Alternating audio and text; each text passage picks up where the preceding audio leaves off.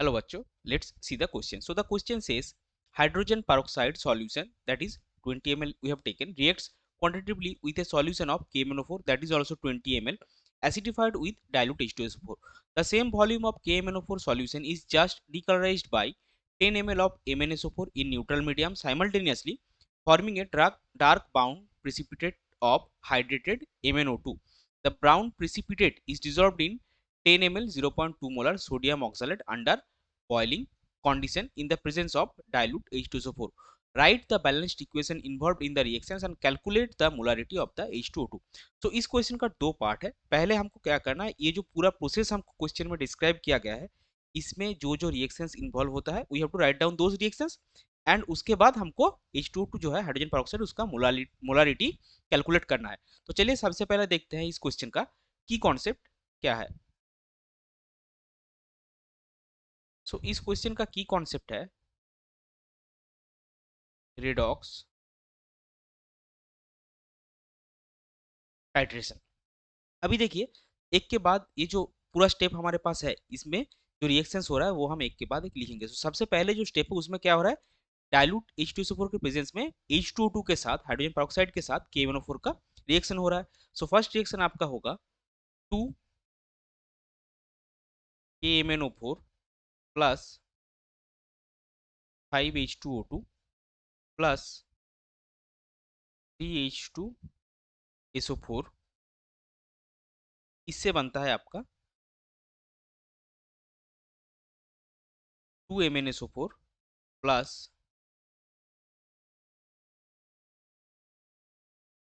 K2SO4 plus 8H2O plus 5O2. यहाँ पे पहले लिख लेते हैं the balanced chemical equations are. ये हो गया आपका फर्स्ट स्टेप के लिए. सेकेंड स्टेप के लिए यहाँ लिखेंगे और थर्ड स्टेप के लिए हम यहाँ लिखेंगे. सेकेंड स्टेप में क्या हो रहा है, the same volume of KMnO4 is just decolourised by 10 ml of MnSO4 solution. Same volume मतलब कि कितना, ये जो 2 KMnO4 हमने लिया है. सेकेंड स्टेप का जो रिएक्शन होगा आपका 2 KMnO4 plus 3 MnSO4 plus 2H2O. ये क्या बना रहा है, in neutral medium simultaneously forming a dark brown precipitate of hydrated MnO2. तो इसका प्रोडक्ट बनेगा 5 MnO2 plus 2H2SO4 plus K2SO4. और थर्ड स्टेप में क्या हो रहा है, the brown precipitate that is the hydrated MnO2 is dissolved in 10 ml of 0.2 molar sodium oxalate under boiling condition in presence of dilute H2SO4. तो third जो step होगा उसका बैलेंस रिएक्शन आपको मिलेगा MnO2 is reacting with Na2C2O4, that is the sodium oxalate in presence of dilute H2SO4. So this will be 2H2SO4 and it will produce MnSO4 plus Na2SO4 plus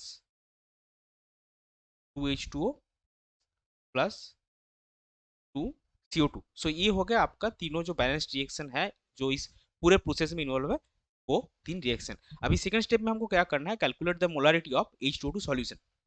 सो ये जो तीनों reactions है इसको study करने के बाद आपको मिलेगा द मिली इक्विवेलेंट और MEQ of MnO2 will be is equal to milli equivalent of KMnO4 will be is equal to milli equivalent of H2O2 and that will be is equal to milli equivalent of the sodium oxalate solution, that is Na2C2O4. So sodium oxide solution के case में देखिए क्या given है, 10 ml of 0.2 molar sodium oxide solution. So इसका जो MEQ आएगा वो क्या आएगा, वॉल्यूम जो 10 ml है इंटू मोलारिटी, मोलारिटी कितना गिवन है 0.2 मोलर, और एमईक्यू के लिए हमको नॉर्मलिटी चाहिए, तो हमको पता है, सभी बच्चों को भी पता है, normality is equal to n factor into molarity. तो मोलारिटी जो है और Na2CO4 के केस में इनफैक्टर होता है आपका 2, सो मिली इक्विवेलेंट हो गया 4।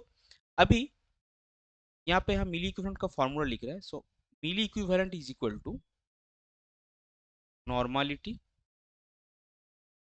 Into volume. अभी देखिए हमको H2O2 का मिली इक्विवेलेंट मिल गया 4, और क्वेश्चन में ऑलरेडी गिवन है दैट जो H2O2 सॉल्यूशन हमने लिया है उसका वॉल्यूम है 20 ml। So for H2O2 we have MEQ is equal to 4 and volume is equal to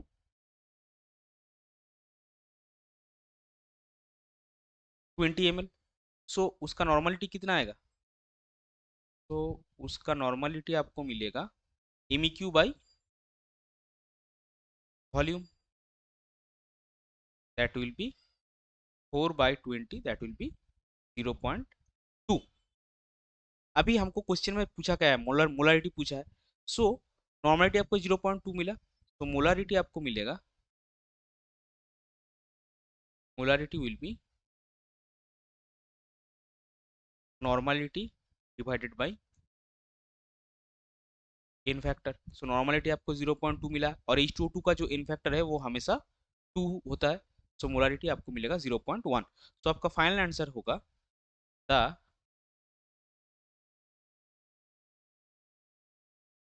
molarity of the H2O2 solution is, sorry, solution is 0.1 molar. ये हो जाएगा आपका final answer. I hope you understood it well. Best of luck.